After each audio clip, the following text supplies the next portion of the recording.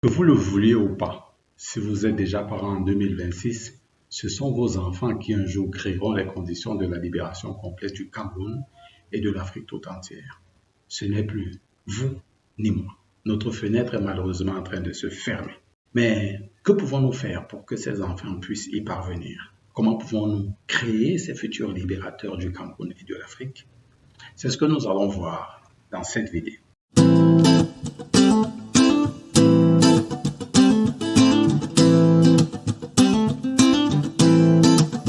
Bonjour à vous.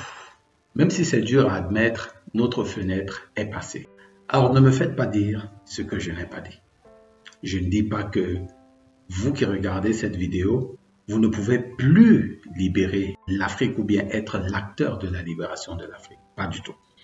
Ce que je dis, c'est que notre fenêtre est en train de se fermer et que nous n'avons pas beaucoup de mou pour pouvoir y arriver. C'est la raison pour laquelle nous devons aborder un sujet vital pour l'avenir de nos nations, du Cameroun et de toute l'Afrique entière. Nous avons hérité d'un système éducatif qui trop souvent a servi à tuer, classer, limiter nos ambitions et nous l'avons subi malgré nous. Ce système nous a fait croire que l'intelligence était un don de naissance, une quantité fixe que l'on possède ou que l'on ne possède pas. C'est ce que le docteur Carol Susan Dweck, professeur à Stanford, appelle l'état d'esprit fixe. Pour nous, la décolonisation génétique signifie rejeter l'idée selon laquelle nos capacités sont gravées dans le marbre. Dans son livre Mindset, Changing the Way You Think to Fulfill Your Potential, édition bien sûr mise à jour de 2017, elle nous offre des outils pour passer de l'état d'esprit fixe à l'état d'esprit de développement. Dans cette vidéo, nous allons voir comment les parents, vous et nous, les enseignants, peuvent briser les chaînes de jugement pour libérer véritablement le potentiel de nos enfants. Bien sûr, pour approfondir l'ensemble du livre de Carol Dweck, j'ai préparé un résumé PDF complet de ce livre. J'ai mis au point des questionnaires de compréhension et de réflexion qui sont adaptés à la vie de tous les jours pour vous-même en tant que parent et pour vos enfants afin de faciliter l'application des concepts de Carol Dweck. Donc, profitez de la promotion actuelle. Le lien est en description. Vous êtes déjà habitué à cette chaîne. Nous allons donc aborder 3 sujets, 3 points intéressants et que nous avons essentiellement concentrés ou bien essentiellement pris dans le chapitre 7 de son livre. Donc, commençons avec le premier point. Bien que les félicitations adressées aux enfants pour les encourager soient encore rares chez nous, beaucoup de parents, dans leurs efforts de changer cette situation, pensent bien faire, félicitent leurs enfants en leur disant « Tu es un génie, tu es brillant ». Au Cameroun, nous valorisons énormément le titre ou le statut qu'on appelle de doué. On tombe carrément en pamoison devant des enfants qui affichent des portraits de doués parce qu'ils ont de bonnes notes à l'école. Pourtant, ce calibrage est inapproprié pour notre société. Mais bon, passons, ce n'est pas le sujet. Malgré l'engouement de plus en plus accru pour les félicitations parce que on veut imiter les Occidentaux pour lesquels beaucoup de parents actuels ont de l'adoration, Carol Dweck avertit tout de même. Féliciter l'intelligence innée enferme l'enfant dans la peur de l'échec. S'il est intelligent parce qu'il réussit, parce qu'il a de bonnes notes à l'école, il se sentira bête ou stupide dès qu'il rencontrera une difficulté. Écoutons ce qu'elle dit à la page 173 de son livre. Bien sûr, j'ai l'édition en anglais, donc je vais lire en anglais, il y aura la traduction néanmoins. Every words and action can send a message. It tells children how to think about themselves. It can be a fixed mindset message that says, you have permanent traits, I am judging them. Or it can be a growth mindset message that says, you are a developing person and I am committed to your development. Pour décoloniser notre éducation, nous devons cesser de juger des traits fixes. Un échec ou un examen n'est pas un verdict de la valeur de l'enfant, mais une information sur son processus d'apprentissage. Nous devons apprendre à nos enfants que l'effort illumine sa capacité. Au lieu de féliciter le résultat, il faut plutôt féliciter le travail qui a amené au résultat. Au lieu de féliciter les attributs, il faut féliciter le processus. Comment le faire? Par exemple, il a de bonnes notes en maths et il vous dit j'ai de bonnes notes en maths. Eh bien, vous lui dites bravo, j'ai vu les efforts que tu as fournis pour réussir en maths. Ou bien, si c'est de bonnes notes en dessin, vous lui dites simplement mais la technique que tu utilises pour ton dessin est bluffante. Ça explique ta note. Veux-tu m'expliquer cette technique? Alors, cette façon, c'est toujours de la félicitation. Mais dans ces félicitations, il y a autre chose qui entre en jeu. Pourquoi utiliser cette technique? Eh bien, parce que ce n'est pas son intelligence qui a mené à ce résultat, mais l'application de son intelligence dans son travail.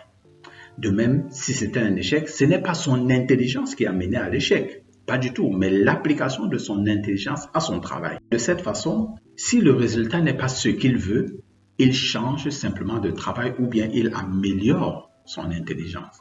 C'est ce processus qui crée le résultat. Et il en est ainsi pour chacun d'entre nous. Il en est ainsi pour nous tous dans notre vie. En fait, c'est le processus qui les forge eux, comme le processus nous a forgé nous, et non le résultat qui est issu de ce processus.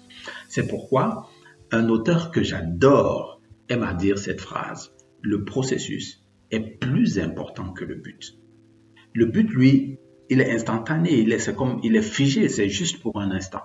Mais le processus, lui, il nous transforme, il crée l'être que nous devenons, il nous met dans un état qui peut être permanent. C'est pour ça qu'il faut féliciter le processus plutôt que de féliciter l'attribut de l'enfant. Ça, c'était le premier point pour les félicitations. Bien sûr, pour beaucoup d'autres choses, j'ai tout détaillé dans le PDF, le résumé du livre entier. Donc, allez dans le lien en description et prenez votre exemplaire du PDF. Passons au deuxième point que nous allons aborder.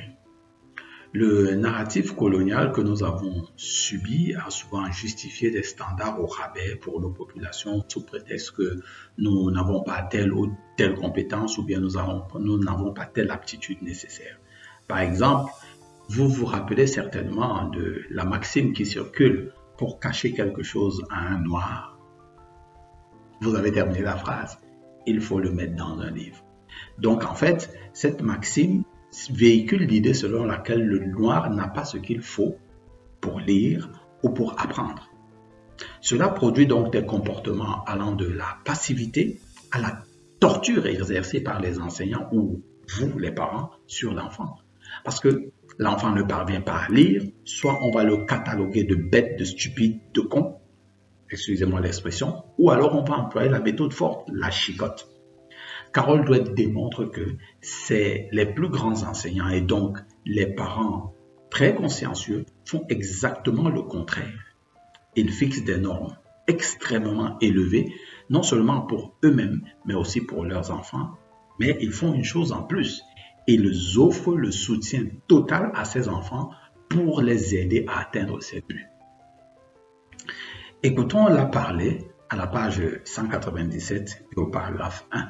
Une phrase courte, mais pleine de bon sens. The great teachers believe in the growth of the intellect and talent, and they are fascinated with the process of learning. Oui, les grands enseignants, les grands maîtres et donc les grands-parents sont fascinés par le processus d'apprentissage. Un vrai enseignant ou un parent consciencieux au Cameroun ne devrait donc jamais dire à un élève ou à son enfant qu'il est bête ou stupide ou irrécupérable ou autre chose dans ce genre. Non, il serait nuisible pour le développement de l'enfant que de lui dire cela, mais pire encore, ce serait la preuve même de l'incapacité de cet enseignant ou de ce parent à amener cet enfant à atteindre son potentiel. Des exemples comme Marva Collins, Dorothy Dilley, Rafe Esquith, cités par Carol Dweck dans son livre, ont prouvé que des enfants qui étaient regardés comme étant des attardés, étiquetés comme étant stupides, bêtes, pouvaient lire du Shakespeare et Platon, dès le primaire, lorsque bien sûr, ils étaient traités comme étant des génies qu'ils sont en devenir.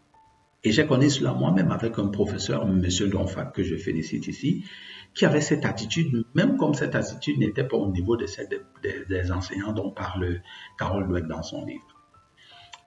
Vous pouvez et vous devez faire de vos enfants des génies en exigeant d'eux et par-dessus tout de vous-même des standards élevés, puis en leur montrant par votre propre exemple, par votre propre enseignement, que vous pouvez vous-même atteindre ces standards et même, pourquoi pas les dépasser. Comment pouvez-vous demander à votre enfant d'aimer la lecture ou l'apprentissage si vous-même vous détestez cela? C'est incompréhensible. Mon enfant aime la lecture, mais toi-même tu n'aimes pas la lecture. Ça fait bizarre.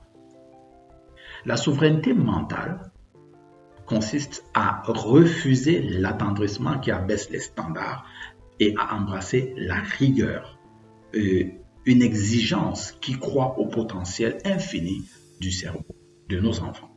C'est en faisant cela qu'on peut bâtir des personnes qui vont libérer le Cameroun et l'Afrique. Passons au troisième point, parce que il y a tout de même un danger. Il faut faire très attention à ce danger moderne, c'est-à-dire le faux état d'esprit de développement. Alors, de quoi est-ce que je veux parler? Ce n'est pas parce que vous êtes ouvert d'esprit que vous possédez le mindset dont parle Carol Dweck dans son livre. Ce n'est pas parce que, par exemple, parlons de l'échec. Ce n'est pas parce que vous acceptez l'échec que, dans votre attitude, bien sûr, qu'en réalité, vous avez un esprit de développement. Certains pensent qu'il suffit de féliciter l'effort de l'enfant, même si celui-ci a échoué, même si celui-ci n'apprend rien. Certains pensent qu'il suffit de dire à l'enfant que l'échec fait partie du processus, ce qui est vrai, et que c'est l'effort qui compte, ce qui n'est pas vrai du tout. C'est une erreur. L'effort sans stratégie et sans progrès n'est qu'un prix de consolation. C'est un prix sans valeur d'ailleurs et sans saveur. Carol Dweck clarifie donc ce point à la page 215 et au paragraphe 2 de son livre. Écoutons ce qu'elle dit. A growth mindset is about believing people can develop their abilities. It's that simple. Many people take what they like about themselves and call it growth mindset. If they are open-minded or flexible, they say they have growth mindset. But there is a difference between being flexible or open-minded and being dedicated to growing talent. Oui, et c'est tout à fait clair. Féliciter un enfant qui a échoué en disant simplement « tu as fait de ton mieux » ou bien « tu as essayé autant que tu pouvais » sans chercher de nouvelles stratégies pour qu'il réussisse les prochaines fois, mais c'est littéralement du faux esprit de développement. Et cela ne peut même pas s'appeler être ouvert d'esprit. C'est de la poudre aux yeux. Pour sortir de l'ignorance, nous devons lier l'effort au résultat que nous voulons atteindre. Le but n'est pas de se sentir bien en échouant, pas du tout, mais de devenir plus intelligent par le travail, l'ajustement constant et bien sûr l'atteinte d'un objectif précis que nous avons fixé. Alors, que dire en conclusion de cette vidéo consacrée au livre de Carol Dweck? Pour moi, vous le savez déjà, l'éducation est le champ de bataille sur lequel il faut orienter nos efforts pour atteindre notre souveraineté. En tant que parents, enseignants ou leaders, nous sommes les gardiens du potentiel de la prochaine génération. Chaque fois que nous valorisons le processus, la stratégie, la persévérance, plutôt que le don naturel, donc l'intelligence ou quoi que ce soit, nous délogeons le gène de la colonisation génétique que nous avons subi. N'oubliez pas, l'intelligence n'est pas un héritage, c'est une conquête perpétuelle. Nous devons transformer nos foyers, nos maisons, nos chambres en des laboratoires de croissance. Parce que, en tant que parents ou en tant qu'enseignants, notre mission ultime est de développer le potentiel de nos enfants pour faire d'eux des génies. Sachez-le, c'est l'un de ces bambins qui décolonisera définitivement le Cameroun et l'Afrique tout entière. Mais lequel alors ce sera? Probablement le vôtre. En tout cas, restons concentrés. C'est l'éducation qui fait la différence entre les hommes. Alors, éduquez-vous, prenez le PDF complet de ce livre ou achetez le livre lui-même et soyez différents. Rendez-vous à la prochaine vidéo.